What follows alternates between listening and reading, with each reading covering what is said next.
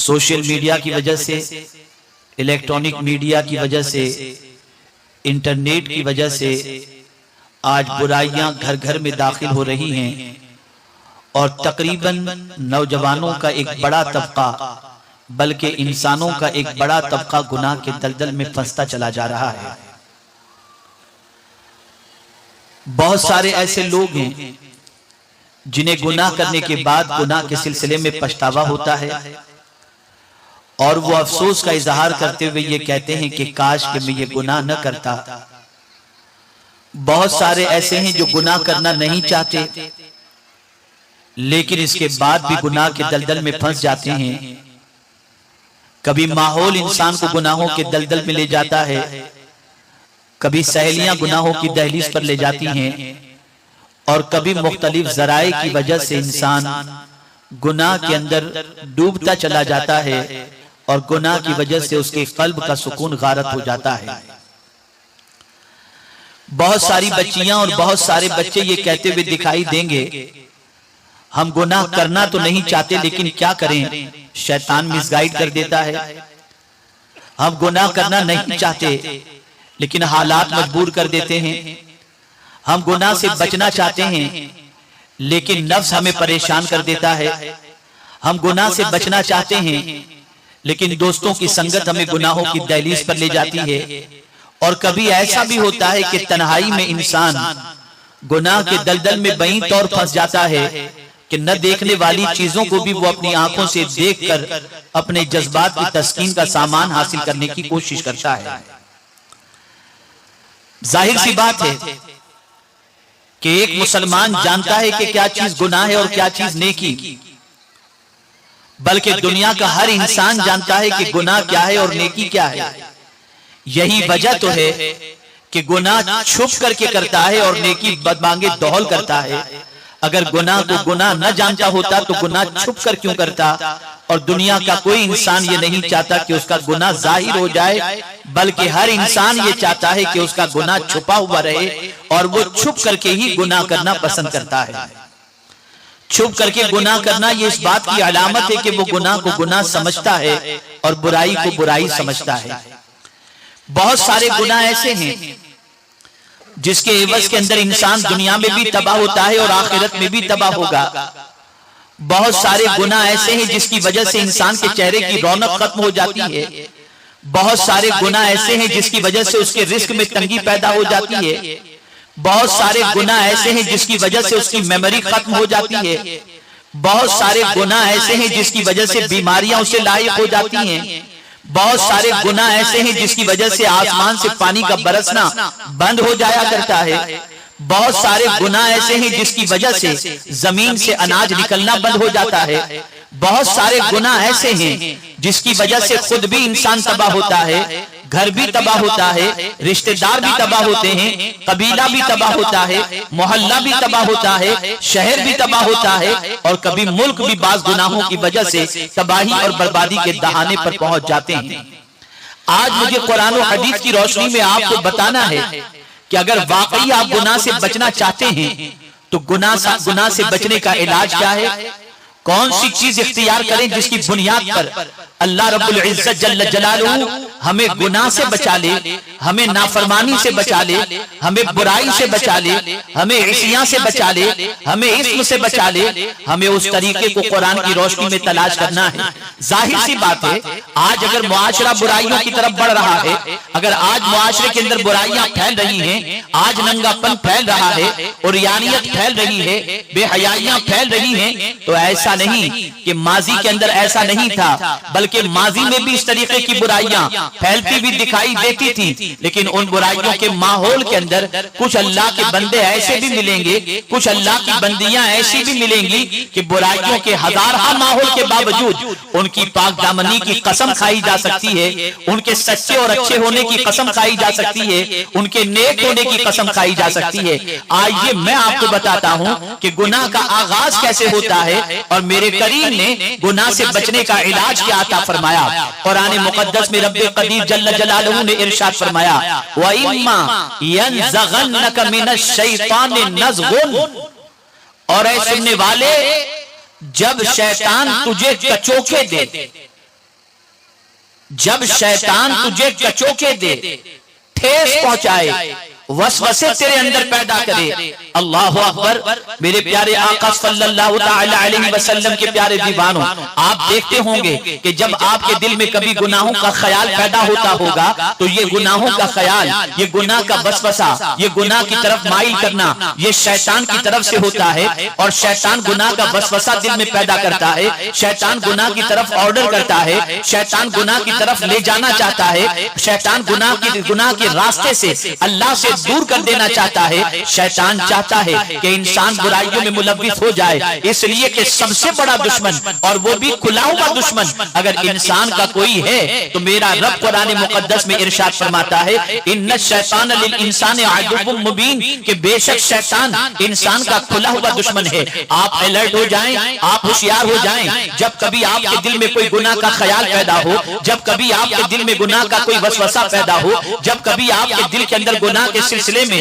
کوئی جذبہ پیدا ہو تو آپ اسی موقع پر کیا کریں؟ میرے کریم نے ایسا نہیں کہ گناہ کے حوالے سے انسان کے دل میں وسوسہ پیدا ہو اور قرآن کے ذریعے اللہ نے کسی تکلیف کا علاج نہ بتایا ہو. میرے کریم نے فرمایا جب شیطان تمہیں کچوکے دے، شیطان تمہارے اندر کچھ وسوسے پیدا کرے، فاستعذ باللہ، اللہ کی پناہ مانگ لو. اور جب تم اللہ کی پناہ مانگو گے تو میرے کریم کی شان یہ ہے، اگر وہ فرمائے کہ اللہ کی پناہ مانگو تو جب بندہ اللہ کی پناہ مانگتا ہے تو میرا مولا اسے پناہ عطا فرما دیا کرتا ہے.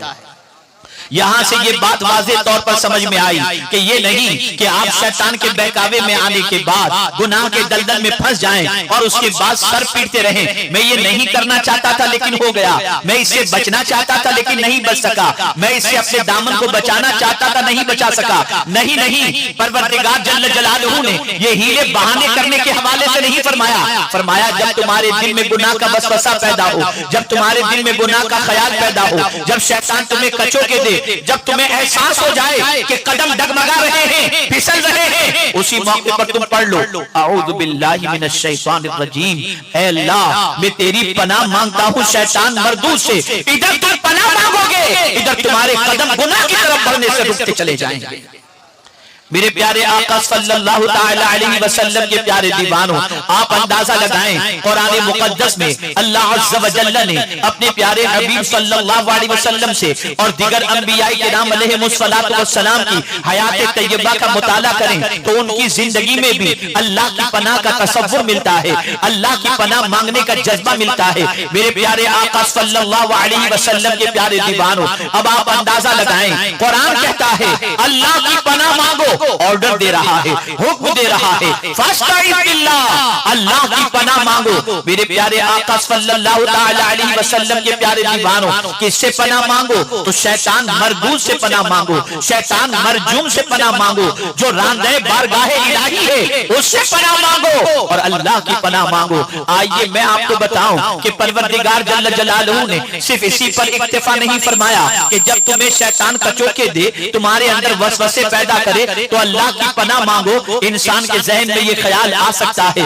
کہ میں پناہ مانگوں گا تو کیا مجھے پناہ ملے گی یا نہیں ملے گی، میں پناہ مانگوں گا تو میری پناہ کی پکار سنی جائے گی یا نہیں سنی جائے گی. تو میرے کریم نے فرمایا انہ سمیع علیم، بے شک وہ سننے والا اور جاننے والا ہے. اللہ اکبر. یہ نہیں فرمایا انہ سامع، وہ سننے والا ہے، بلکہ فرمایا بے شک وہ سننے والا ہے، بہت سننے والا ہے. دیکھیے سامع کے معنی بھی سننا ہوتا ہے، سننے والا ہوتا ہے، اور سمیع کے معنی بھی سننے والا ہوتا ہے. سامع اور سمیع کے اندر بڑا فرق ہے. سامع اس کو کہتے ہیں کہ جب اسے سنایا جائے تب وہ سنے، لیکن کبھی ایسا بھی ہوتا ہے کہ ہم سنانا چاہتے ہوں تب بھی وہ نہ سن سکے، ایسے بندے کو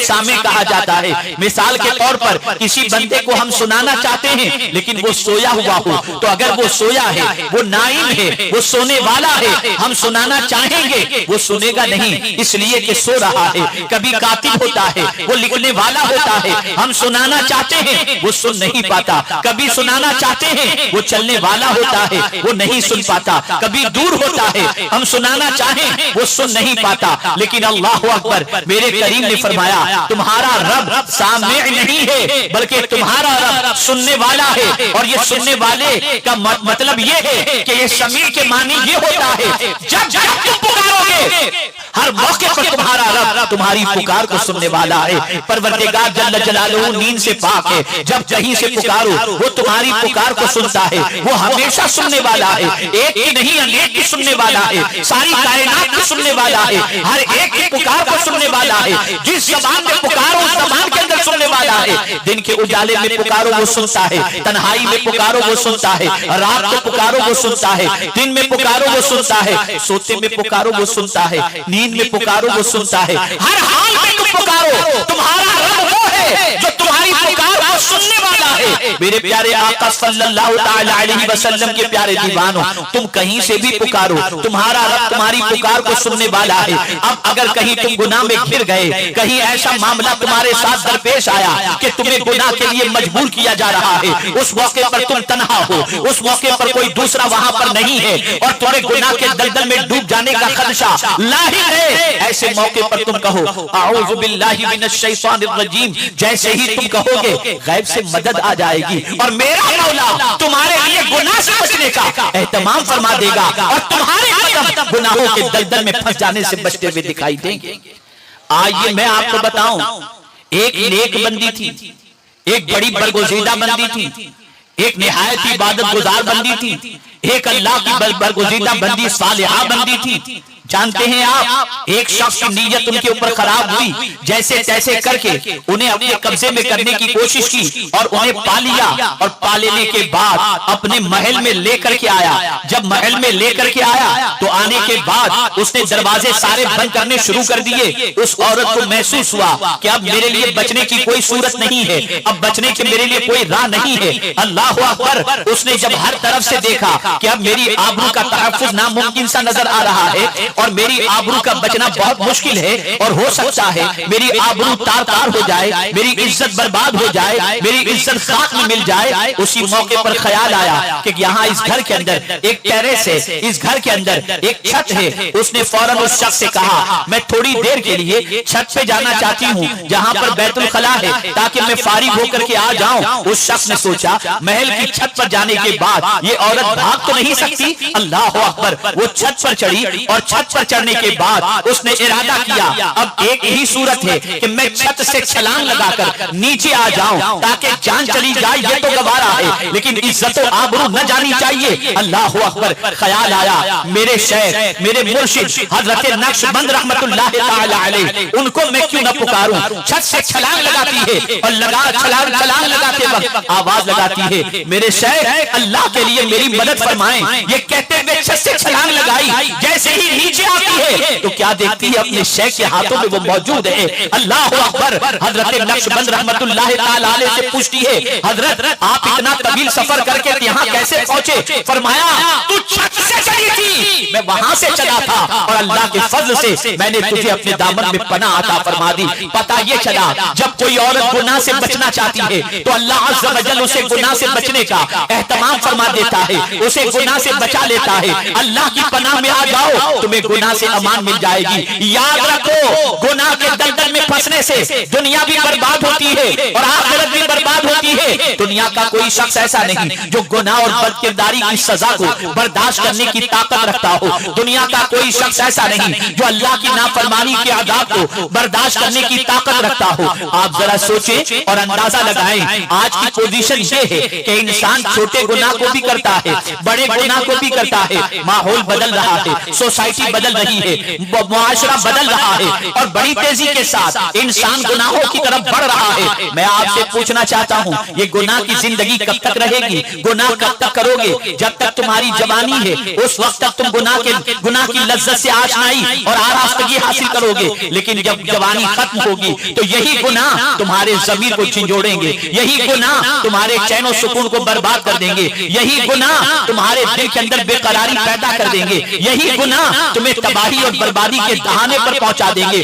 اور اس کے بعد تمہارا بڑھاپا اطمینان سے نہیں گزرے گا، تمہارا بڑھاپا سکون سے نہیں گزرے گا، تمہارا بڑھاپا چین سے نہیں گزرے گا۔ آئیے میں آپ کو بتاؤں اللہ کے برگزیدہ بندوں کا عالم کیا تھا اور اللہ کی برگزیدہ بندیوں کا عالم کیا تھا، وہ کس طریقے سے شیطان سے اپنی بچیوں کو، اپنے بچوں کو اور اپنی بچیوں کی اولاد کو شیطان سے اللہ اللہ کی پناہ میں دیتے تھے۔ قرآن کہتا ہے حضرت مریم رضی اللہ تعالی عنہ کی والدہ نے اللہ کی بارگاہ میں عرض کیا، قرآن کہتا ہے وَإِنِّي أُعِيذُهَا بِكَ وَذُرِّيَّتَهَا بِكَ مِنَ الشَّيْطَانِ الرَّجِيمِ أَوْ كَمَا قَالَ۔ اللہ اکبر، انہوں نے اللہ کی بارگاہ میں دعا کی، اے اللہ اس کو تیری پناہ میں دیتی ہوں، یعنی حضرت مریم کو اور اس کی اولاد کو تیری پناہ میں دیتی ہوں شیطان مردود سے۔ اللہ اللہ، اللہ کی برگزیدہ بندیاں بھی اپنی بیٹیوں کو اللہ کی پناہ میں دے دیا کرتی، اللہ کی پناہ میں دینے کے بعد انہیں اطمینان ہو جاتا کہ شیطان کی شرارت سے اللہ ان کی حفاظت فرمائے گا، شیطان کے مکر و فریب سے اللہ ان کی حفاظت فرمائے گا۔ یہ بات اچھی طرح سے ذہن میں رکھیں، بڑا فرق ہے شیطان سے بچنے والے اللہ کے برگزیدہ بندوں کے اندر اور شیطان کے بھائیوں کے اندر۔ آئیے میں آپ کو بتاؤں، قرآن نے ایک طبقے کا ذکر کیا اور بڑا پیارا ذکر کیا ہے۔ اللہ اللہ، آج تو وسوسہ پیدا ہوتا ہے تو طبیعت گناہ کی طرف مائل ہو جاتی ہے، آج تو خیال پیدا ہوتا ہے تو لذت حاصل ہو جاتی ہے اور انسان گناہ کی طرف بڑھتا ہے، لیکن قرآن کہتا ہے ایسے بندے ان الذین اتقوا اذا مسهم طائف من الشیطان تفکروا فاذا هم مبصرون۔ بے شک وہ لوگ جو اللہ سے ڈرنے والے ہیں، اللہ اللہ، جب ان کو کوئی شیطانی وسوسہ، جب ان کو کچوکے لیتا ہے، جب کوئی شیطانی وسوسہ چکر لگانے لگتا ہے، یعنی کبھی ایسا ہوتا ہے جو اللہ سے ڈرنے والے بندے ہیں، ان اللہ سے ڈرنے والے بندوں کے دل میں کبھی کوئی شیطانی وسوسہ جیسے ہی آتا ہے تو ایسا نہیں کہ اس وسوسے کی طرف بھاگتے ہیں، قرآن کہتا ہے تذکروا، وہ الرٹ ہو جاتے ہیں، ہوش میں آ جاتے ہیں، ہوشیار ہو جاتے ہیں، ان کی آنکھیں فوراً کھل جاتی ہیں کہ یہ شیطان ورغلا رہا ہے، یہ شیطان تباہ کرنے جا رہا ہے، یہ شیطان مس گائیڈ کرنے جاتا ہے، شیطان تباہی کے دہانے پر لے جانا چاہتا ہے، تو وہ اللہ کے برگزیدہ بندے اسی وقت پر لیتے ہیں اعوذ باللہ من الشیطان الرجیم، تو میرا مولا انہیں اپنی پناہ کے اندر جگہ عطا فرما دیا کرتا ہے۔ اے رسول اعظم صلی اللہ تعالی علیہ وسلم کے دیوانوں اور اے خواتین اسلام، اس بات کو ذہن کے اندر محفوظ کر لو کہ گناہ کے اندر لذت تو ہے لیکن گناہ میں عزت نہیں۔ میرا یہ جملہ اگر دل کی تختی پر لکھ سکتے ہو تو لکھ لینا، دماغ کے اندر محفوظ رکھ سکتے ہو تو محفوظ کر رکھ لینا، اس لیے کہ یہ جملہ اگر تم نے زندگی بھر یاد رکھا تو گناہ سے گھن پیدا ہوگی، گناہ سے نفرت پیدا ہوگی، اس لیے کہ سنو، گناہ میں لذت ہے، عزت نہیں ہے، اس لیے کہ گناہ کرنے والا لمحاتی طور پر لذت سے محسوس ہو جاتا ہے، لیکن اس گناہ کی وجہ سے اسے عزت نہیں ملتی، اس گناہ کی وجہ سے اسے مقام و مرتبہ نہیں ملتا، اس گناہ کی وجہ سے اسے بارگاہ سمدیجت کے اندر عزت نصیب نہیں ہوتی، بلکہ آپ سنیں، رزق میں تنگی بھی جو پیدا ہوتی ہے وہ گناہ کی وجہ سے ہوتی ہے، بیماری جو پیدا ہوتی ہے وہ بھی گناہ کی وجہ سے ہوتی ہے، لیکن اگر کوئی اپنے آپ کو گناہ سے بچا لے تو میرا رب ارشاد فرماتا ہے کہ اے گناہ سے بچنے والے بندو، تم یہ تصور نہ کرنا کہ تم اگر اپنے آپ کو گناہوں سے بچاؤ گے تو ہم تمہیں صرف دنیا کا گھر دے دیں گے، نہیں نہیں، میرے کریم نے فرمایا ان تجتنبوا کبائر ما تنہون عنہ نکفر عنکم سیئاتکم وندخلکم مدخلا کریما۔ اگر تم کبیرہ گناہوں سے بچ جاؤ تو اسی کبیرہ گناہوں سے بچنا یہ تمہارے چھوٹے گناہوں کا کفارہ بن جائے گا، اور اللہ فرماتا ہے ہم تمہیں عزت والے گھر میں داخل کر دیں گے۔ وہ عزت والا گھر کون سا ہے؟ وہ جنت ہے۔ اگر دنیا میں کبیرہ گناہوں سے بچو تو جنت مل سکتی ہے، تو دنیا میں اگر گناہوں سے بچو تو مولا گھر عطا نہیں کرے گا، آرام کی زندگی عطا نہیں کرے گا، اطمینان کی زندگی عطا نہیں فرمائے گا، پروردگار سکون کی دولت عطا نہیں فرمائے گا۔ تو عرض یہ کر رہا تھا اے رسول اعظم صلی اللہ علیہ وسلم کی کنیزوں، آج تمہیں بہکایا جا رہا ہے، آج تمہارے قدموں کو غلط راستے پر لے جانے کی کوشش کی جاتی ہے، نفس ورغلاتا ہے۔ کبھی ایسا بھی ہوتا ہے کہ نفس کے ورغلانے کے شکار ہونے کے بعد انسان اپنے ماں باپ کی نظروں سے گر جاتا ہے، سوسائٹی کی نظروں سے گر جاتا ہے، اپنی نظروں سے گر جاتا ہے، اطمینان کی دولت چھین جاتی ہے، اور اس کے بعد اسے محسوس ہوتا ہے میں نے بہت کچھ گنوا دیا، میں نے بہت کچھ برباد کر دیا۔ میرے پیارے آقا صلی اللہ تعالی علیہ وسلم کے پیارے دیوانوں، پیارے حبیب صلی اللہ علیہ وسلم سے بھی رب قدیر جل جلالہ نے اللہ کی پناہ مانگنے کا حکم عطا فرمایا۔ آپ جانتے ہیں اللہ اللہ، جب زلیخا نے حضرت یوسف علیہ السلام کو دعوت عطا فرمائی تو آپ جانتے ہیں اس دعوت کے جواب کے اندر حضرت یوسف بچے کیسے؟ قرآن کہتا ہے قال معاذ اللہ انہ ربی احسن مثواي، اللہ اکبر۔ وہاں بھی حضرت یوسف علیہ السلام نے اللہ کی پناہ مانگی تو حضرت یوسف علیہ السلام کا دامن محفوظ نظر آ رہا ہے۔ پتہ یہ چلا کہ جب بھی کوئی گناہ سے بچنا چاہے اللہ کی پناہ مانگ لے، میرا مولا اپنی پناہ عطا فرما کر اسے گناہوں سے بچا لیا کرتا ہے۔ گناہ سے بچنا آسان نہیں ہے، گناہ سے بچنا نہایت ہی مشکل ہے، گناہ سے بچنا بہت ڈیفیکلٹ ہے، گناہ سے بچنا بہت مشکل ہے، لیکن میرے پیارے آقا صلی اللہ علیہ وسلم کے پیارے دیوانوں اور خواتین اسلام، اللہ کی پناہ میں آ جاؤ گے تو گناہ سے بچنا بہت آسان ہو جائے گا۔ اللہ کی پناہ حاصل کر لو گے تو گناہ سے بچنا بہت مشکل نہیں ہوگا بلکہ بہت آسان ہو جائے گا۔ آپ دیکھیں ہر مقام پر اللہ کی پناہ، ہر جگہ پر اللہ کی پناہ، ہر برائی سے اللہ کی پناہ، ہر پریشانی سے اللہ کی پناہ۔ آپ جب پناہ مانگو گے تو اللہ پناہ عطا فرمائے گا۔ آپ دیکھیں رب قدیر جل جلالہ نے اپنے پیارے حبیب صلی اللہ علیہ وسلم سے فرمایا وَقُلْ رَبِّ إِنِّي أَعُوذُ بِكَ مِنْ هَمَزَاتِ الشَّيَاطِينِ وَأَعُوذُ بِكَ رَبِّ أَنْ يَحْضُرُونَ۔ اللہ اکبر۔ رب نے اپنے محبوب سے فرمایا محبوب آپ فرما دیجئے کہ میں تیری پناہ مانگتا ہوں شیطان ہمزات سے۔ اللہ اکبر۔ آپ اندازہ لگائیں اللہ کے رسول صلی اللہ تعالی علیہ وسلم سے بھی رب قدیر جل جلالہ نے پناہ مانگنے کا حکم عطا فرمایا۔ دوسرے مقام پر آپ دیکھیں سورہ فلق اور سورہ ناس کی ابتدائی آیت کا مطالعہ کریں تو وہاں بھی رب قدیر نے فرمایا قل اعوذ برب الفلق، دوسرے مقام پر فرمایا قل اعوذ برب الناس۔ یہ دونوں صورتیں ایک ساتھ میں نازل ہوئی اور یہاں پر میں آپ کو بتا دوں اللہ نہ کرے صدبار نہ کرے اگر کسی کو جادو کا اثر ہو جائے تو رسول گرامی وقار صلی اللہ تعالی علیہ وسلم پر یہ دو صورتیں ایک ساتھ میں نازل ہوئی اور دونوں صورتوں کے اندر اللہ نے 11 آیتیں رکھی ہیں اور پروردگار کے پیارے حبیب صلی اللہ علیہ وسلم پر جب جادو کیا گیا تھا تو اس کے بعد یہ صورتیں نازل ہوئی اور سرکار صلی اللہ علیہ وسلم نے جیسے ہی ان صورتوں کی تلاوت کی 11 آیتیں پڑھی تو سرکار کے جادو کے لیے جادوگر نے جس طریقے سے 11 گریں لگائی تھی حضور ایک ایک آیت پڑھتے جاتے ایک ایک گرہ کھلتی چلی جاتی۔ پتہ یہ چلا اگر کوئی کسی پر جادو ہو گیا ہو اللہ کی پناہ مانگے پروردگار جل جلالہ اپنے حبیب کے صدقے میں جادو کے اثر سے نجات عطا فرما دیتا ہے اور اپنی پناہ بھی عطا فرما دیا کرتا ہے۔ اے خواتین اسلام، اے رسول اعظم صلی اللہ علیہ وسلم کی محبت میں گرفتار خواتین، گناہ کو گناہ سمجھو اور گناہ سے بچنے کی کوشش کرو۔ یقیناً گناہ سے بچنے کے لیے ہمت چاہیے۔ شیطان بڑا طاقتور ہے لیکن میرے کریم سے بڑھ کر کوئی طاقتور نہیں، اور جب کوئی اس کی پناہ میں آ جائے تو اس کریم کی پناہ میں آنے والے کا کوئی بال بیکا کر نہیں سکتا۔ آئیے میں آپ کو بتاؤں بستان التفاسیر کے اندر شیطان کی شرارتوں سے بچنے کے لیے آقا کریم صلی اللہ علیہ وسلم کا ایک ارشاد موجود ہے۔ رسول گرامی وقار صلی اللہ تعالی علیہ وسلم نے ارشاد فرمایا جو شخص دن میں 10 مرتبہ اعوذ باللہ من الشیطان الرجیم پڑھے اللہ اس پر ایک فرشتہ مقرر فرما دیتا ہے جو اسے شیطان کی شرارتوں سے محفوظ رکھتا ہے۔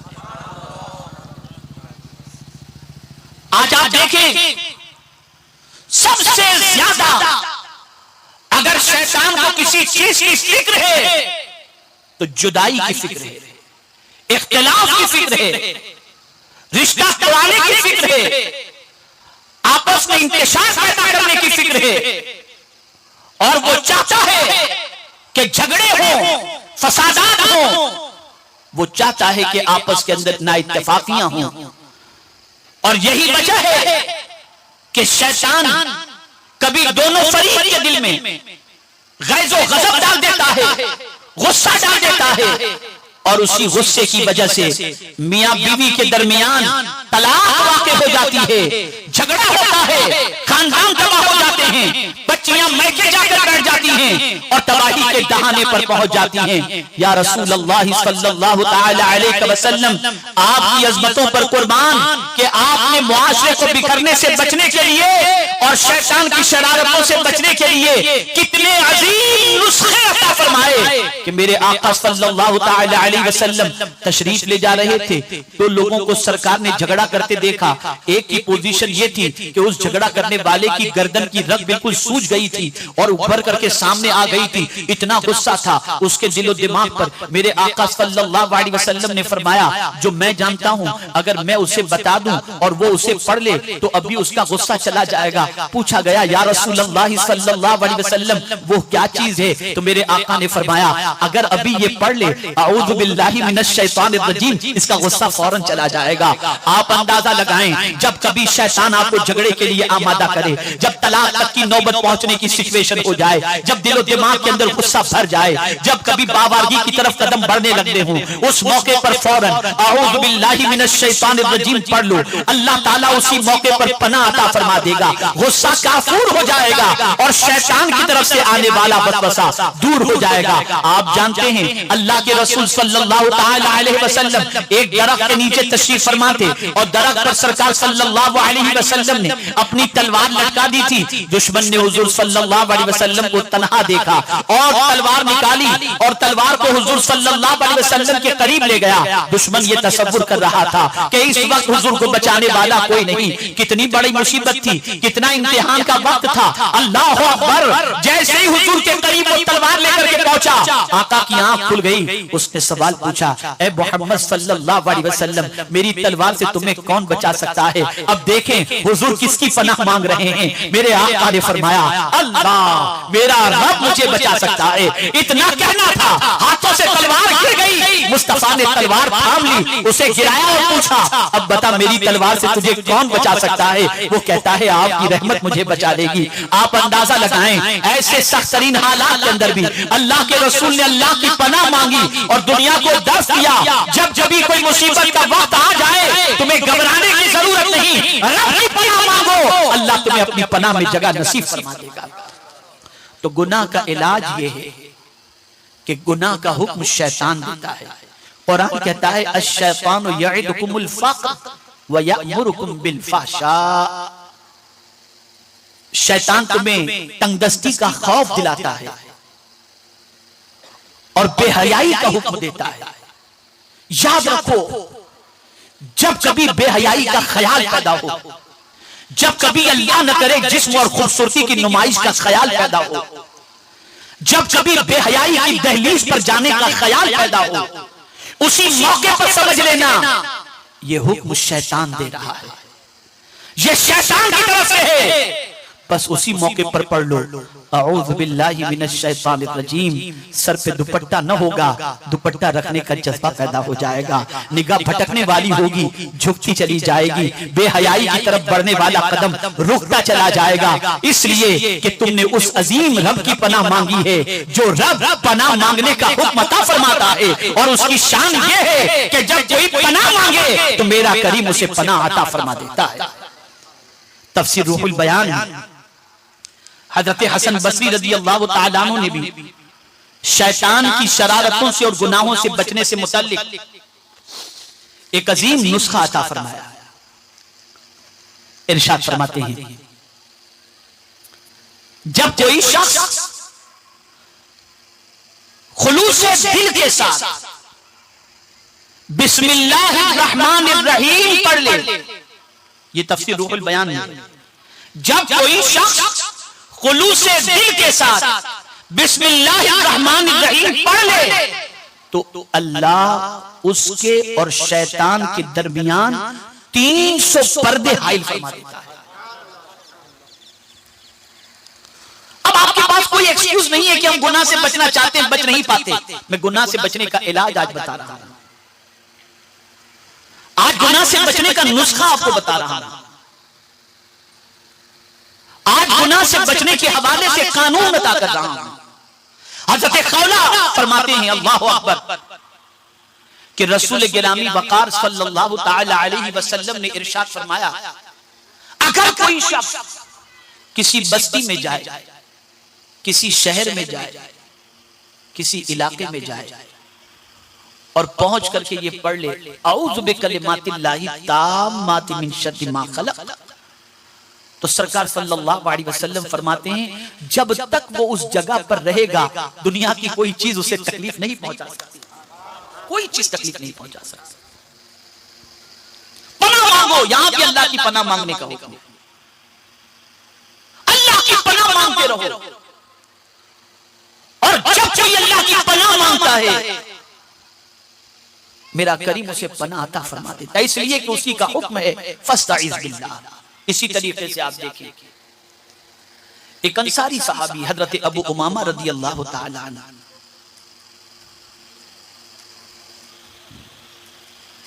مسجد میں تشریف فرماتے، نماز کا وقت بھی نہیں تھا، وہ آڑے وقت میں مسجد میں موجود تھے، آقا کریم صلی اللہ علیہ وسلم کا گزر ہوا، دیکھا سرکار صلی اللہ علیہ وسلم نے، تو حضرت ابو امامہ رضی اللہ تعالی عنہ مسجد میں بیٹھے ہوئے ہیں، غموں سے نڈھال ہیں، چہرہ اترا ہوا ہے۔ سرکار صلی اللہ علیہ وسلم نے فرمایا ابو امامہ یہ نماز کا وقت بھی نہیں ہے اور تم مسجد میں موجود ہو اور چہرہ بھی کچھ بجھا بجھا سا نظر آتا ہے، سب خیریت تو ہے؟ تو عرض کرتے ہیں یا رسول اللہ صلی اللہ تعالی علیہ وسلم سمجھ میں نہیں آتا، غم بہت مجھے لاحق ہیں اور میں قرض میں ڈوبا ہوا ہوں اور قرض سے نکلنے کی کوئی صورت مجھے نظر نہیں آتی، اور یا رسول اللہ صلی اللہ تعالی علیہ وسلم رنج و غم نے مجھے گھیرے رکھا ہے۔ تو آقا کریم صلی اللہ علیہ وسلم نے فرمایا کیا میں تجھے ایسی دعا نہ بتاؤں جسے پڑھنے کے بعد تیرا قرض بھی اتر جائے اور تجھے سکون بھی نصیب ہو جائے؟ عرض کرتے ہاں یا رسول اللہ صلی اللہ علیہ وسلم۔ تو سرکار نے فرمایا یہ دعا پڑھو، اللہم انی اعوذ بک من الہم والحزن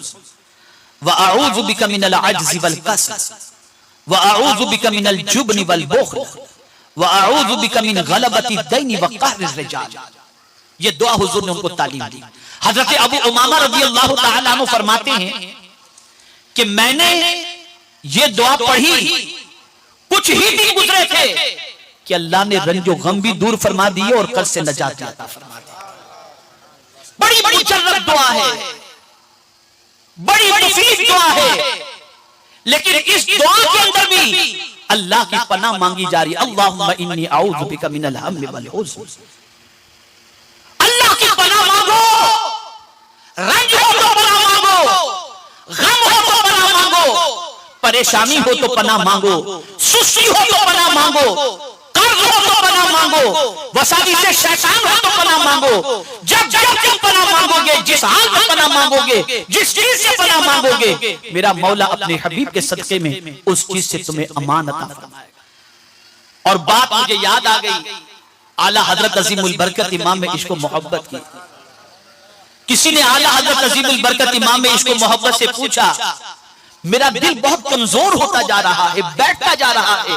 کوئی عمل ہو تو بتائیں جس سے میرا دل زندہ ہو جائے اور مضبوط ہو جائے۔ تو اعلیٰ حضرت عظیم البرکت امام میں عشق و محبت نے فرمایا کہ اپنے سینے پہ ہاتھ رکھ کر 41 مرتبہ یا حی یا قیوم لا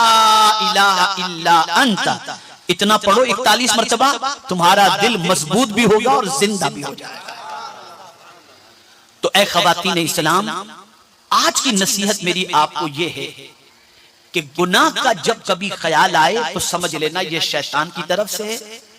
اور آپ اگر یہ سوچیں کہ میں بچ نہیں سکوں گی تو آپ فوراً اعوذ باللہ پڑھ لیں، میرا مولا آپ کو گناہ سے ضرور بچا لے گا اور اپنی پناہ میں جگہ عطا فرمائے گا۔ اے رسول اعظم صلی اللہ علیہ وسلم کے دیوانوں اور خواتین اسلام، یہ بات ہمیشہ کے لیے ذہن میں رکھو، گناہ کرتے وقت اچھا لگتا ہے لیکن بعد میں پچھتانا پڑتا ہے، اور نیکی کرتے وقت تکلیف ہوتی ہے لیکن بعد میں سکون ہوتا ہے۔ اس لیے یاد رکھیں گناہ کی طرف نہ بڑھیں، گناہ کبھی سکون دے ہی نہیں سکتا اور نیکی کبھی بے چینی دے ہی نہیں سکتی، اس لیے گناہ سے بچو اور نیکی کی طرف اپنے قدم کو آگے بڑھاؤ۔